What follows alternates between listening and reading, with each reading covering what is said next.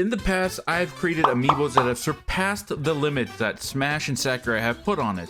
And I obviously did not achieve this by just being a really good amiibo trainer.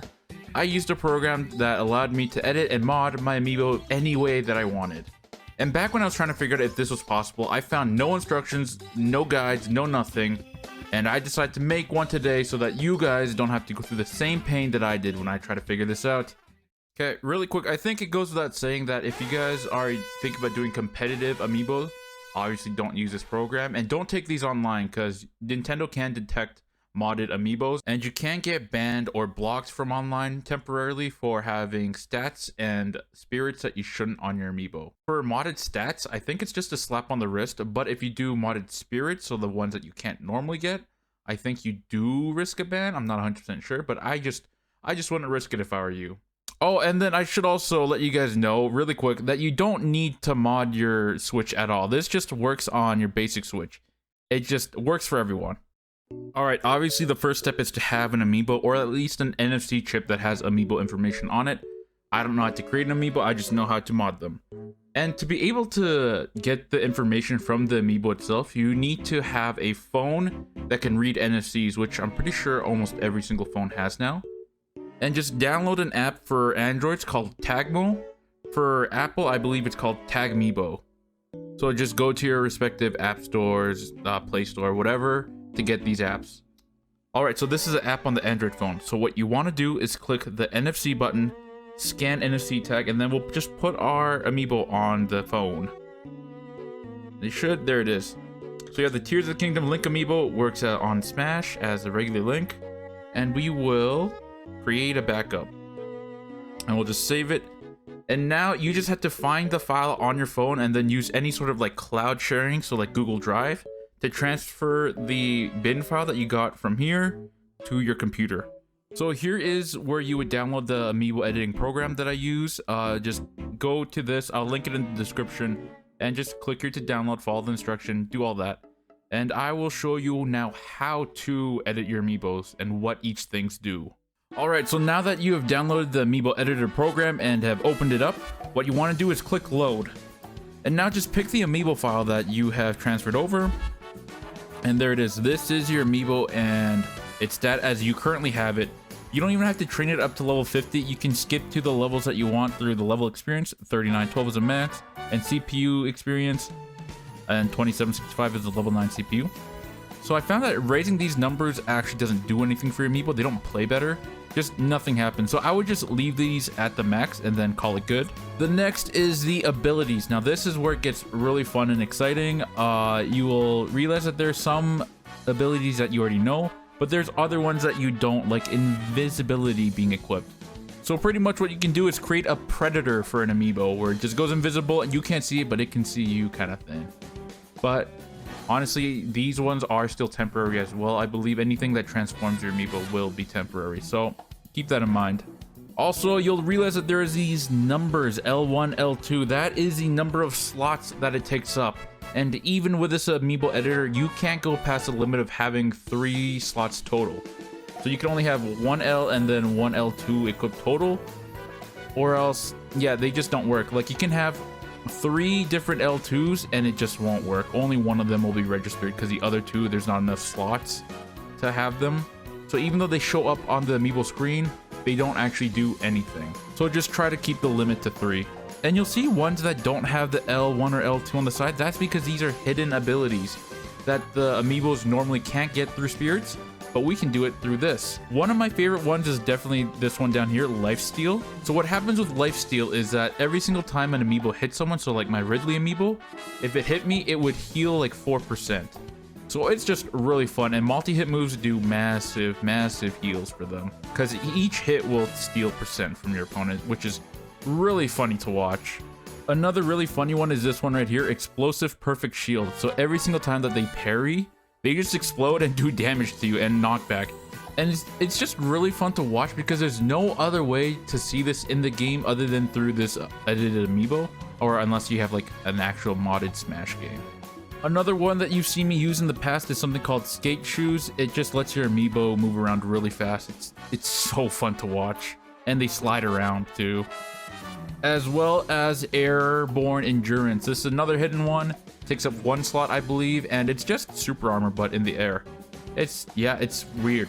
It's super armor that's exclusive to the air, just like Yoshi's double jump. So it's always fun to play around with these hidden abilities. Just make what you want to. Also, there are a lot of hidden abilities that I'm still unsure of what they do, like this Final Spurt one. I played around with it. I've tried everything. I tried turning Final Smash Meter on, done stuff like that to see if they get 2 or something, or just played a really long game to see if it randomly gives them Final Smash.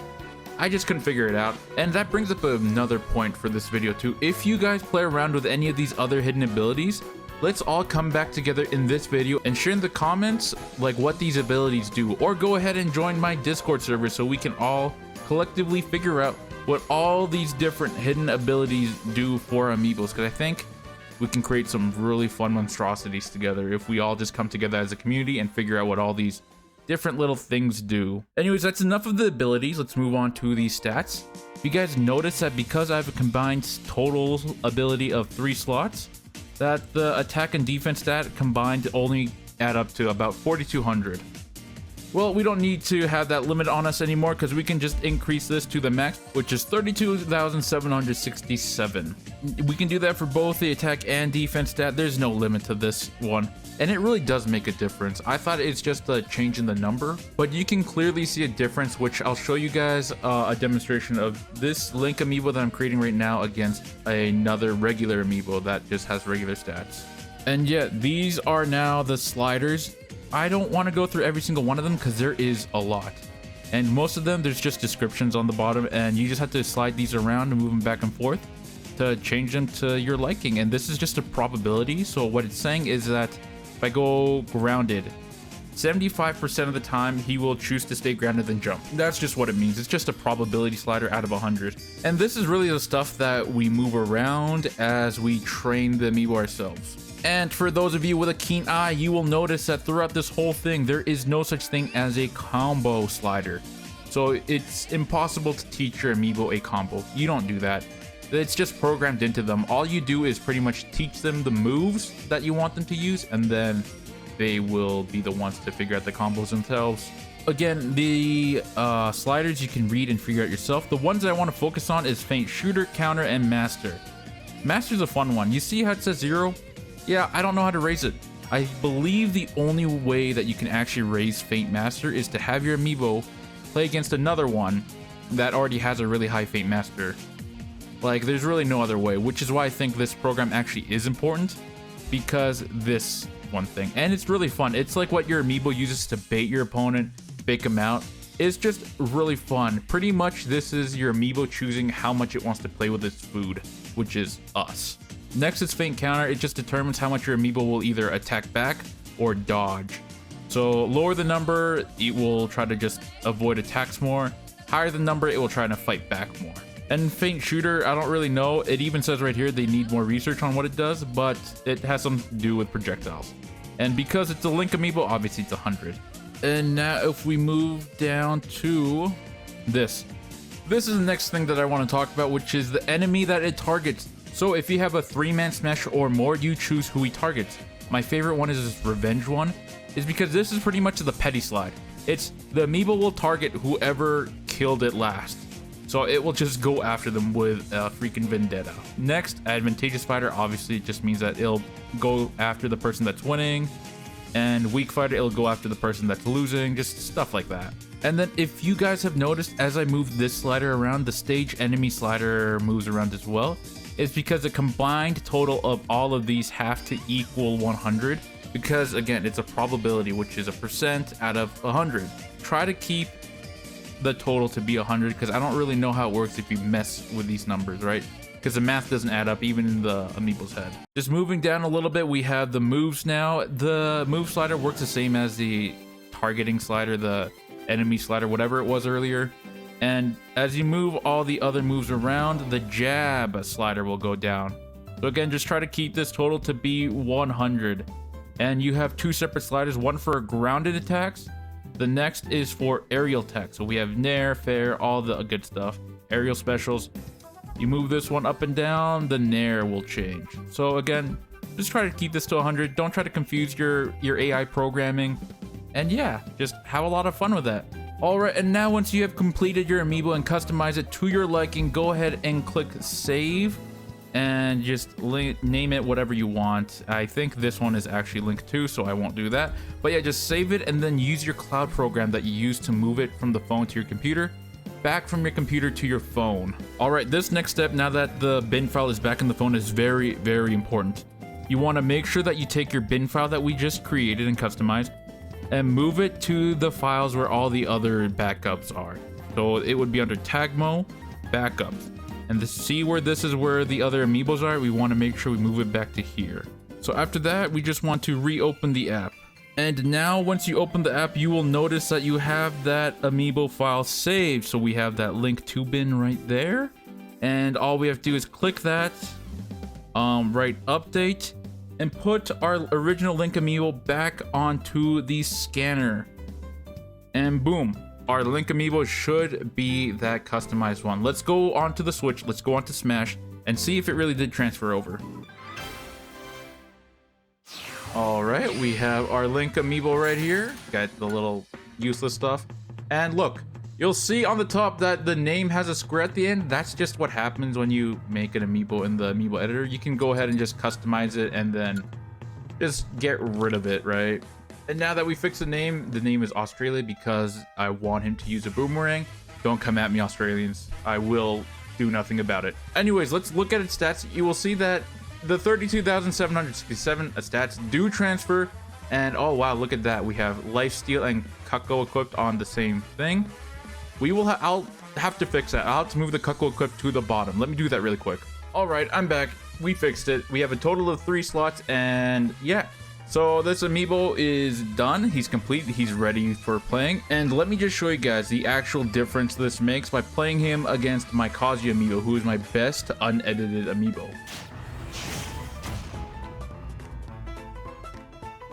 All right, we're doing Omega form to give this Kazuya an advantage because it's gonna need it, and you guys will see a boomerang against Kazuya just did 29%. That is ridiculous, and the chicken is gone, but you know what? Link doesn't need it. Watch what happens when he hits him now. You see that he has damage? Kazuya's kind of destroying him, but look at that.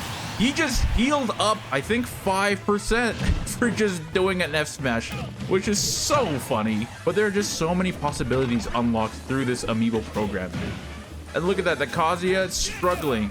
You would never think that an amiibo would really struggle against anything, but no. An edited amiibo is clearly superior to a non-edited amiibo, even the strongest ones, even like Kazuya and Incineroar. Look at that, it did a combo to a suicide. But you know what, we will happily take that. Oh, did you guys just see that shield damage? Oh no, it's over. It's over. That's insane. But yeah, there you guys go. You guys have seen the abilities that an edited amiibo can do. And now you guys have the materials to figure out how to do it yourself.